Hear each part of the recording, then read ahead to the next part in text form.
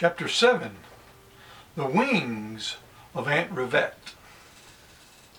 Bud and Meg had plenty to occupy them in looking over and admiring their new possessions.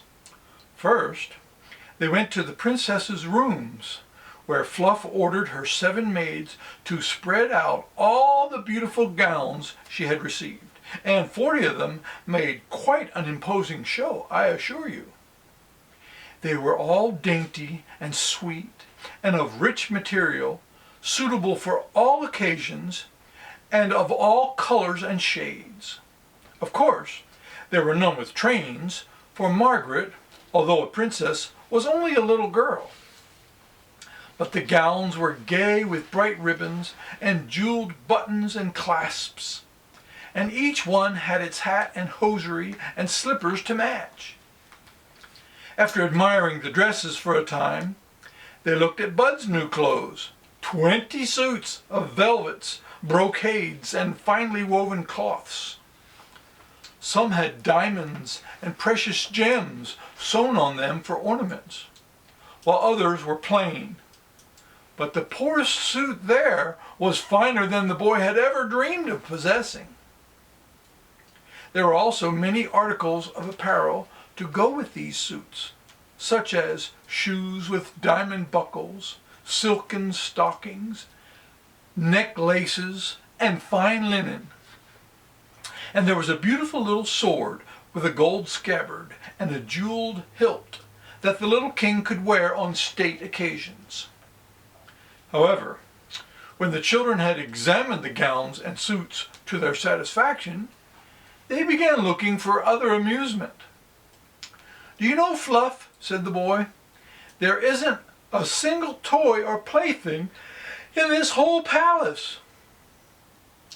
"I suppose the old king didn't care for playthings," replied Fluff thoughtfully.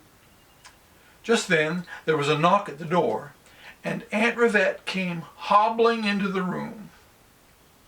Her wrinkled old face was full of eagerness, and in her hands she clasped the purse of golden coins the Lord High Purse-bearer had given her.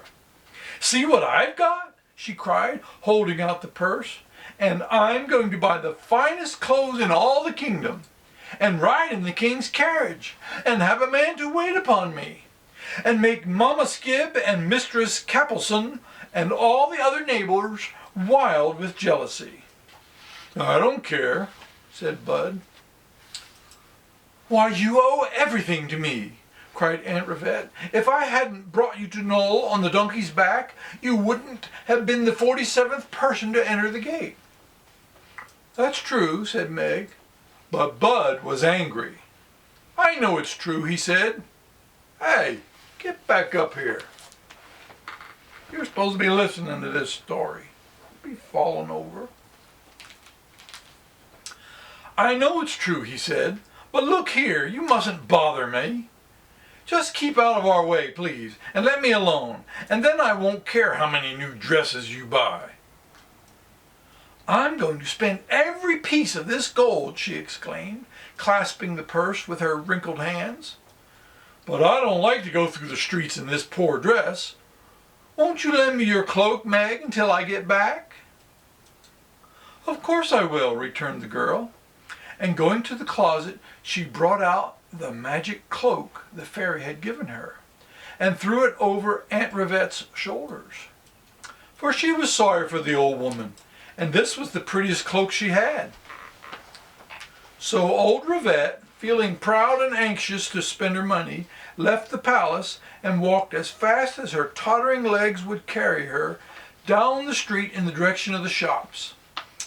"I'll buy a yellow silk," she mumbled to herself half aloud, "and a white velvet, and a purple brocade, and a sky blue bonnet with crimson plumes.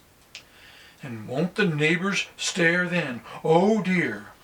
And if I could only walk faster! And the shops are so far.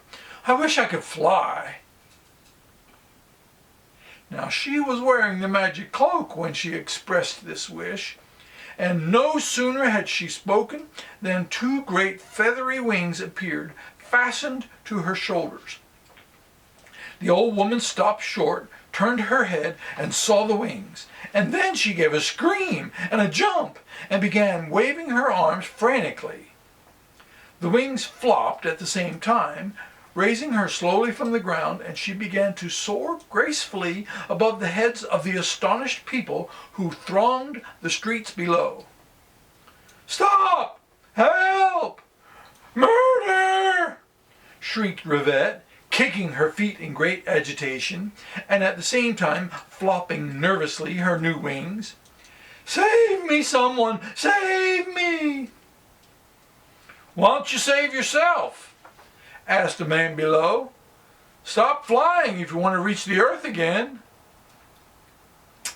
This struck old Rivette as a sensible suggestion. She was quite a distance in the air by this time, but she tried to hold her wings steady and not flop them. And the result was that she began to float slowly downward. Then with horror she saw she was sinking directly upon the branches of a prickly pear tree. So she screamed and began flying again. And the swift movement of her wings sent her high into the air. So great was her terror that she nearly fainted. But she shut her eyes so that she might not see how high up she was, and held her wings rigid and began gracefully to float downward again. By and by she opened her eyes and found one of her sleeves was just missing the sharp point of a lightning rod on a tower of the palace. So she began struggling and flopping anew, and almost before she knew it, Aunt Rivette had descended to the roof of the royal stables. Here she sat down and began to weep and wail, while a great crowd gathered below and watched her. "Get a ladder! Please get a ladder!" begged old Rivette. "If you don't, I shall fall and break my neck." By this time, Bud and Fluff had come out to see what caused the excitement, and to their amazement, they found their old aunt perched high up on the stable roof, with two great wings growing out from her back.